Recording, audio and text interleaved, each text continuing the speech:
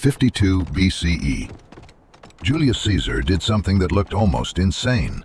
He surrounded an enemy city with a wall. Then he turned around and built another wall behind his own army. One wall faced inward, toward Vercingetorix and the Gauls trapped inside Alesia. The other faced outward, toward a massive Gallic relief army coming to break them free. Caesar had not just trapped his enemy, he had trapped himself. Alesia was not a normal battlefield. It was a hilltop stronghold in eastern Gaul, in what is now France. Its position was high, protected by rivers and slopes, and extremely difficult to storm. For Caesar, attacking it directly would have been costly, maybe impossible. So he chose another method: starvation. Inside Alesia was Vercingetorix, the Gallic commander who had united tribes that normally fought each other. For years, Caesar had conquered Gaul piece by piece, tribe by tribe, city by city. But Vercingetorix changed the war. He understood that if the Gauls kept fighting Caesar separately, they would lose separately. So he tried to turn the entire country into one weapon. And for a moment, it worked. Earlier that year, Caesar had suffered a rare and humiliating setback at Gergovia. That mattered, because Caesar was not just fighting for land, he was fighting for his reputation in Rome. Every victory made him more powerful. Every defeat gave his enemies in the Senate a reason to destroy him. So when Vercingetorix withdrew into Alesia, Caesar saw a chance, not just to win a battle, to end the rebellion. But there was a problem.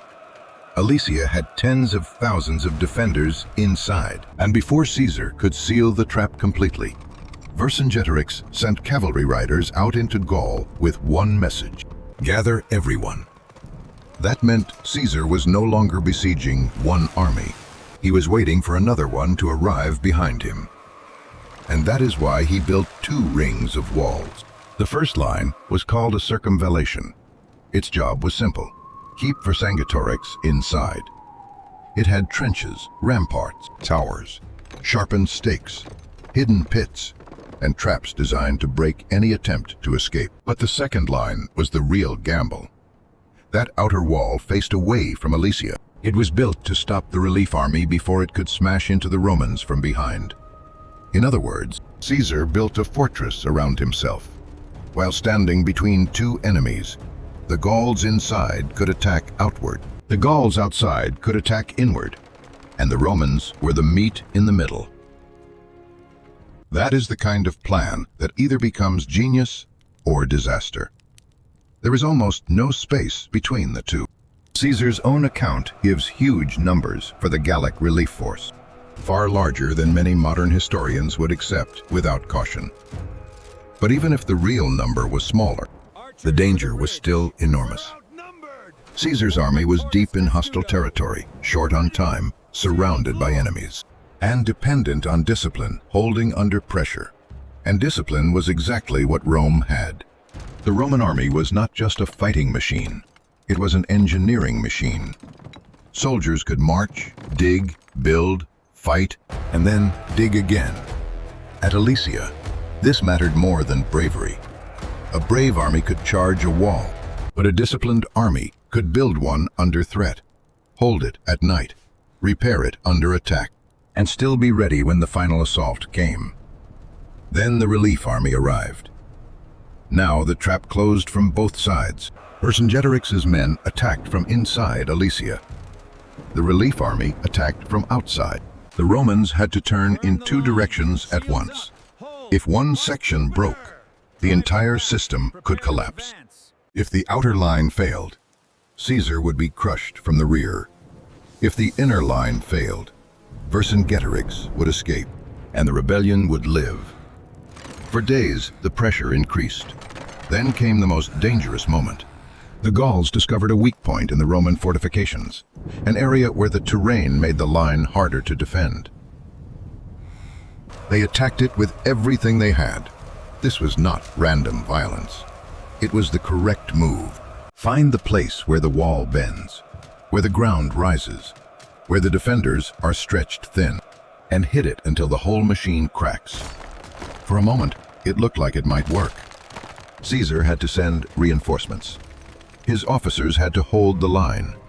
The Romans were fighting not for conquest now, but for survival.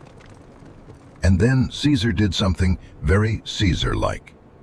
He appeared where the danger was greatest. Ancient accounts describe his red cloak making him visible to his men. Whether every detail is perfect or not, the meaning is clear. Caesar understood morale. He knew that soldiers do not only fight because of orders. They fight because they believe the man giving the orders is still in control. The Romans counterattacked. The Gallic assault broke. And once the relief army failed, Alesia was finished. Vercingetorix had no food, no rescue, and no way out. He surrendered. The great Gallic revolt collapsed. Caesar had taken the biggest risk of his career and turned a siege into a machine that swallowed two armies at once.